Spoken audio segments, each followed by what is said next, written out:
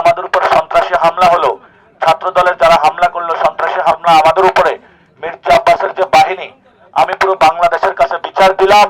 এবং 12 তারিখে আপনারা ভোটের মাধ্যমে এইসব সন্ত্রাসী যে হামলা এবং সন্ত্রাসীরা যেভাবে বাংলাদেশে প্রত্যেক জায়গায় হামলা করে বেড়াচ্ছে, এটার বিচার করবেন। 1 নম্বর।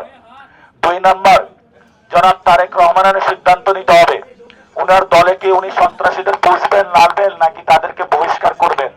আমি তারেক রহমানকে অনুরোধ করব মির্জা আব্বাসকে দলীয় শৃঙ্খলার ব্যত্যয়ের অভিযোগে বিএনপি থেকে বহিষ্কার করার জন্য।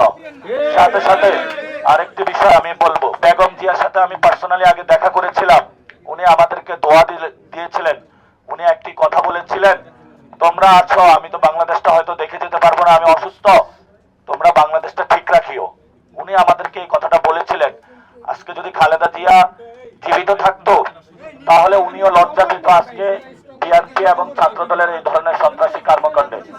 আমি আপনাদের কাছে আমি কিছু বলবো না, আমি ঢাকা 8 আসনের ভাই এবং বোন এবং বাংলাদেশের সকল মানুষের কাছে বিচারটা রেখে গেলাম। মির্জা আব্বাসের যে সন্ত্রাসী বাহিনী এবং উনি যে সন্ত্রাস করে, গ্যাংস্টারবাজি করে, এটা আজকে উনি প্রমাণ করলেন পুরো বাংলাদেশের সামনে। এটা বিএনপি প্রশাসন এবং বাংলাদেশের মানুষের হাতে আমি ওনার বিচারের ভার ছেড়ে দিলাম। শহীদ ওসমান হাদি ভাই বলেছিল যে ওনার বিচারের কথা, আজকে যদি ওনার বিচার হতো তাহলে এই ধরনের দুঃসাহসিক কর্মকাণ্ড তারা করতে পারতো না। মনে করি বিচারহীনতার সংস্কৃতির মধ্যে রয়েছে। ইলেকশন কমিশন আজকে দেখছে এবং তারা উল্লাস করছে একটি দলের পক্ষে। তারা আমাদেরকে একটি খালি মাঠে ছাড়ে দিয়েছে যেখানে আমাদের কোনো নিরাপত্তা নাই।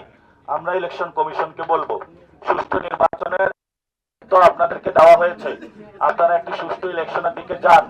আমরা সহযোগিতা করতে চাই।